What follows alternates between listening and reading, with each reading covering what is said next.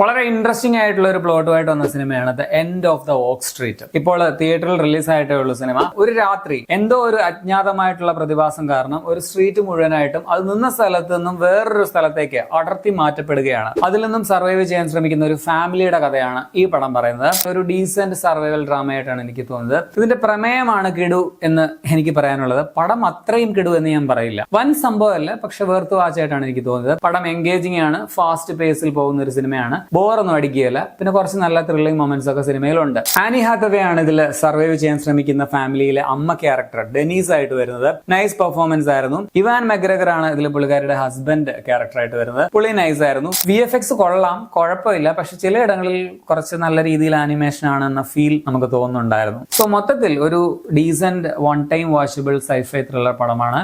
Over പ്രതീക്ഷയൊന്നും ഇല്ലാതെ കാണുകയാണെങ്കിൽ ഒരു ഫൺ ടു വാച്ച് എക്സ്പീരിയൻസ് ആയിരിക്കും എന്ന് ഞാൻ വിചാരിക്കുന്നു. പടം ഇപ്പോൾ തിയേറ്ററുകളാണ് നിങ്ങൾക്ക് കാണാൻ പറ്റുക. ഈ പടത്തിന്റെ ഏകദേശം 44 മിനിറ്റോളം IMAX ക്യാമറയിലാണ് ഷൂട്ട് ചെയ്തത്. ഫുൾ അല്ല കേട്ടോ. സോ IMAXിലൊക്കെ കണ്ടാൽ നല്ലതായിരിക്കും. പക്ഷെ 850 രൂപയൊക്കെ മുടക്കി കാണാൻ എനിക്ക് പറ്റില്ല. ഞാൻ റെക്കമെൻഡ് ചെയ്യില്ല. പക്ഷെ ഇറ്റ്സ് യുവർ ചോയ്സ്.